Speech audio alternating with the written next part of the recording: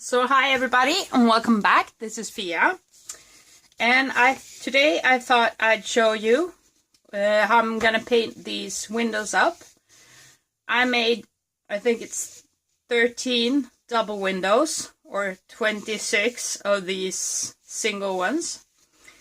As you can see, they're pretty nice and the same size.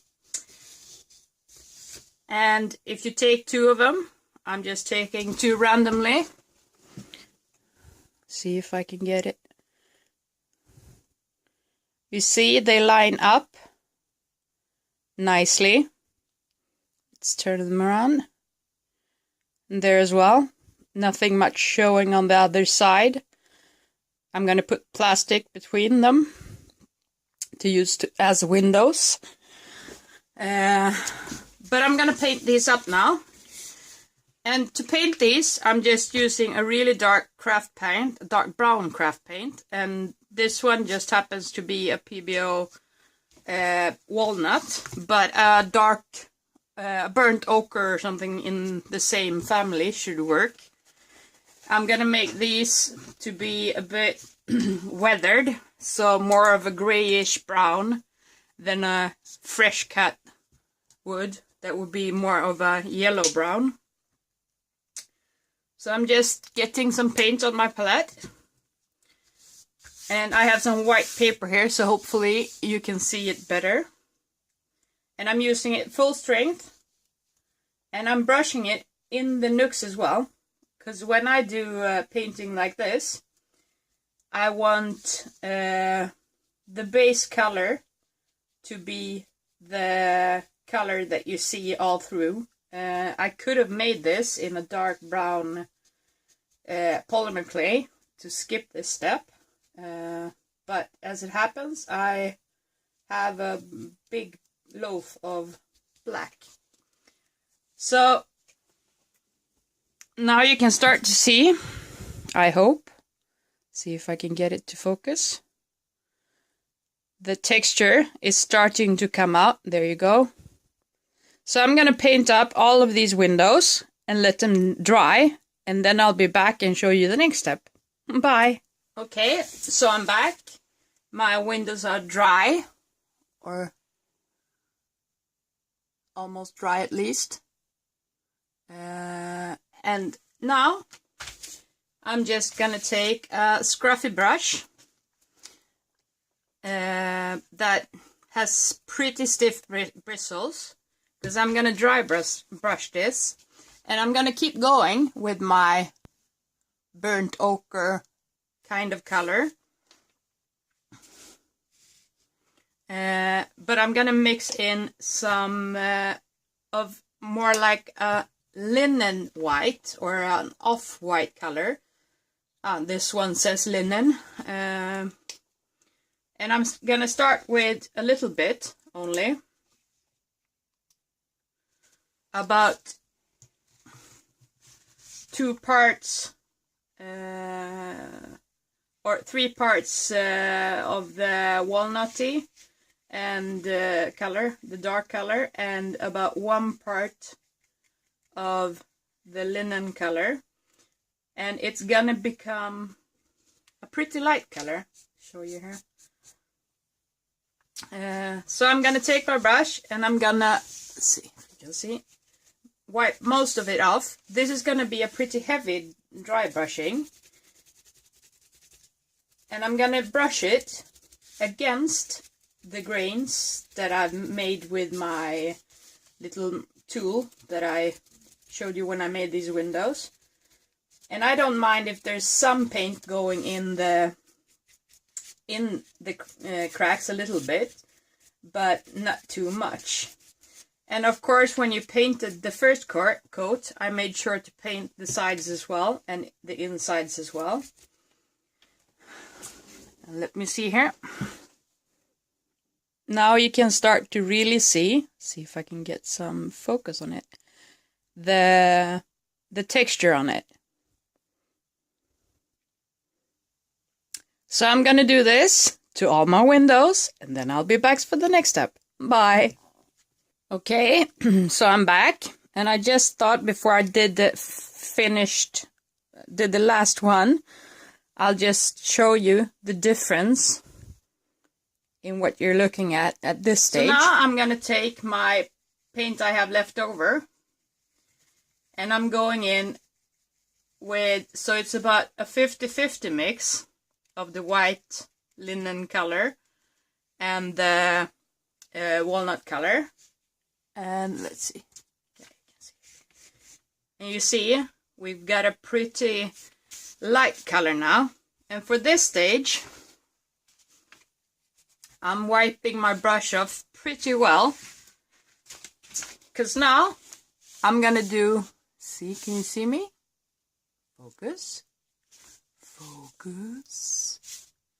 Okay, now I'm just doing a light.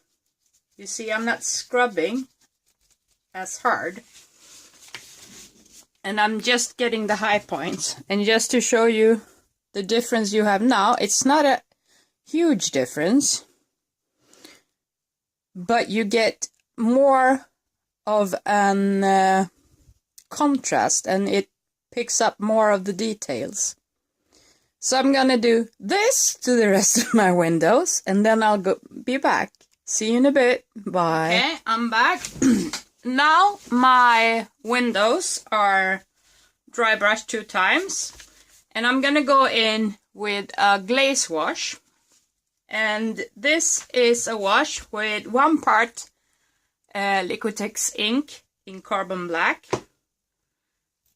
2 parts transparent raw umber, 2 parts transparent burnt sienna, 1 part flow aid mixed with water, and then I just have some matte medium, and you can use glaze medium or whatever you want. And this is about 2 parts of that as well. And this is, I'm using matte medium because the glaze medium has a tendency to be shiny, and I want it matte.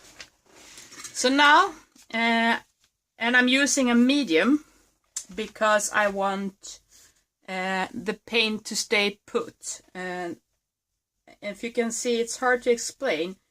It's got a little bit more of a syrupy consistency, and this is the color I'm going for. It's got some yellow in it of the sienna, but also some red in it. So I'm just gonna go in and glaze this whole frame over to bring the colors together a bit and make it more uniform. See if I can get them to focus. Yeah, here you can see it's getting back some of the brownish tones, and it's not so gray anymore, but it's gonna have a gray undertone when it dries. So these are gonna have to dry overnight. The craft paint and stuff goes pretty fast, but I'm gonna do all the windows, and then I'm gonna come back tomorrow or in a couple of seconds for you, and I'm gonna show you how I'm gonna use them, like gluing them together and stuff. So see you in a bit. Bye. Okay, hi, I'm back, and this is the result. See if I can get you in frame of the wash.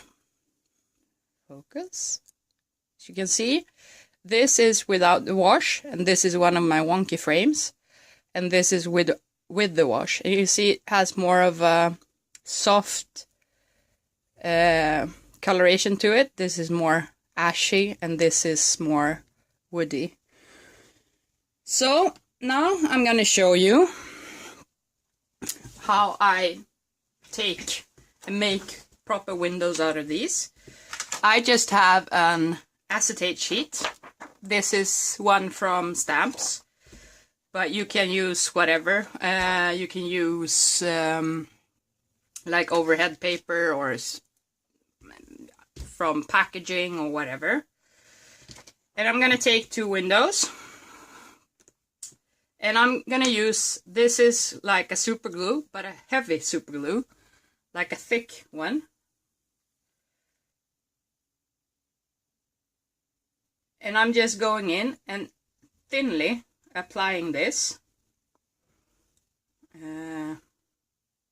on all the surfaces, or in lines on all the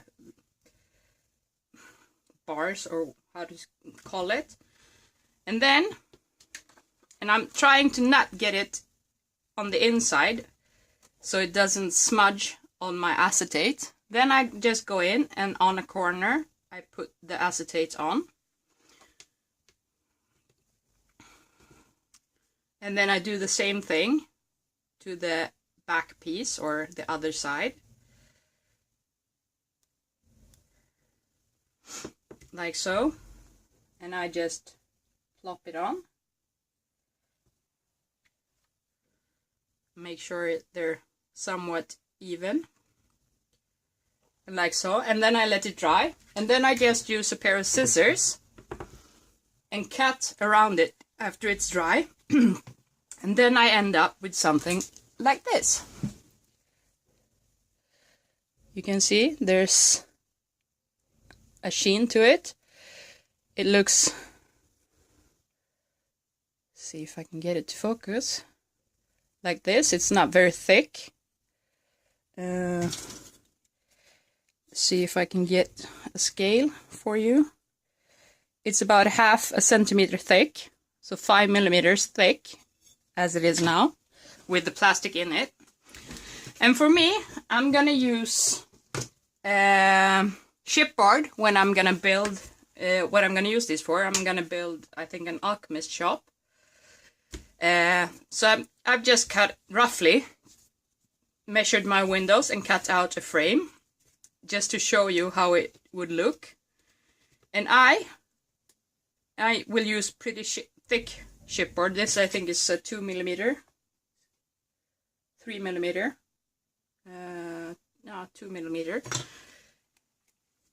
And this I would glue in like this, and then I would use modeling paste or caulking or something to make the texture on the outside or on both sides. And as you can see, it looks pretty nice, and it would look really nice with, oh sorry, it looks pretty nice, and it will look really nice with even thicker.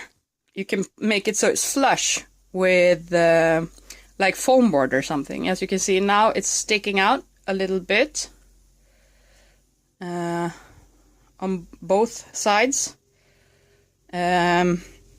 But like with a 5 millimeter foam board, it would be almost flush. And I would just glue around the edges and plop it in. And then just mask tape or put masking tape over it when I go to do the texture on the chipboard. So that is my windows. And you can do the same for like shaker cards and stuff. You can make them bigger, use a couple next to each other, whatever you want. If you want to use them for like mixed media or card making or whatever. But that's how I make them, and I think they're pretty neat and they look pretty good. It's a rough wood texture, but it does the trick of showing what I think, or of portraying what it should be. So that was it. Thank you so much for watching, and I'll see you in the next video. Bye!